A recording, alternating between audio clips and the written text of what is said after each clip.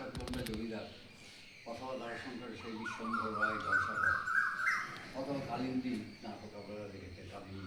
আমি তাহলে প্রত্যেকটা ক্ষেত্রেই তো তারাশঙ্করের লেখার মধ্যে ছাপ পাওয়া যায়। তারাশঙ্কর এই ঘরে জন্মেছেন আজ থেকে 129 বছর আগে।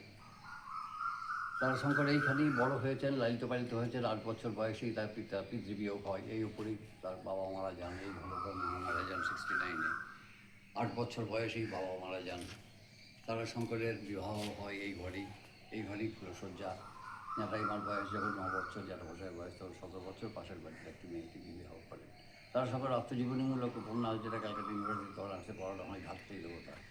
সমস্ত জীবের চিঠি ধাত্রী, তিনি ধরিত্রী, জাতির কাছে তিনিই দেশ, মানুষের কাছে তিনিই বাস্তব। তোমাকে চিনেই তো চিনেছি দেশকে, তোমাকে জেনেই তো জেনেছি ধরিত্রীকে, এবার চেনাও তুমি আকাশকে। এই যে তারাশঙ্করের ধাত্রীদেবতা, এটি তো তার সমস্ত প্রতিফলিত হয়েছে তার এই লাভপুরের 4টে চরিত্র তো মাত্র, জ্যাঠামশাই, জেঠিমা আর মা আর পিসিমাকে। কত ভালো উপন্যাস। তারাশঙ্করই প্রথম সাহিত্যিক যিনি বাংলা সাহিত্য 1967 সালে জ্ঞানপীঠ পুরস্কার পান। তারাশঙ্করের পূর্বে কোনো বাঙালি সাহিত্যিক জ্ঞানপীঠ পায়নি। তারাশঙ্করের পরে স্কুলে অশোকনন্দী 95-এ মহাসম্মেলনী পেয়েছিলেন। আবার এই কয়েক বছর আগে একটা বিদেশের লিস্ট দেখলাম, তাতে দেখা যাচ্ছে তারাশঙ্কর নোবেল প্রাইজ পেয়েছিলেন। কিন্তু Tarashankar was no more today. সেদিন তারাশঙ্কর বেঁচে নেই, না সেই সমস্ত পুরস্কার নিয়ে তার করে। কিন্তু মানুষের কাছে জীবনের যে কাজ পর্যন্ত, মানুষের জীবনের ভিতর পর্যন্ত পৌঁছে যাওয়া, সেটা ছিলেন তারাশঙ্কর একমাত্র। সেই কারণে আমরা তারাশঙ্করকে বলি যে তারাশঙ্করের এই আতুর ঘর, এই যারাই পুরাতনের মাটির বাড়ি, হ্যাঁ, এটাকে আজও মানুষ সাহিত্যের তীর্থক্ষেত্র মনে করে ঘুরতে ফিরতে এই জন্য বললাম, কোথাও রাস্তায় একটা এই সরকারের মনে হয় না যে এইদিকে হাঁসুলি বাঁধ, এইদিকে আতুর ঘর, এদিকে ফুল্লরতলা, এইদিকে কাছারি বাড়ি, কোথাও একটা দিক নির্ণয় নাই। মানুষ বিভ্রান্তের মতো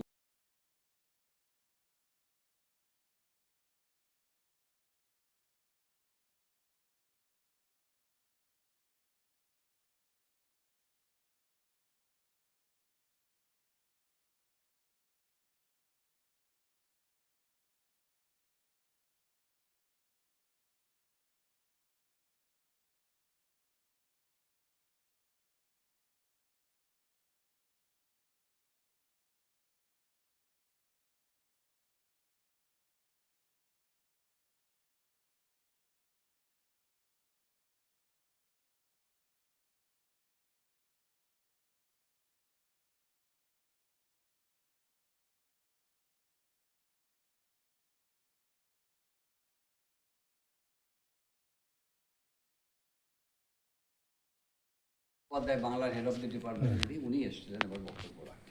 আমার মেয়েও বিশ্বভারতীর ছাত্র।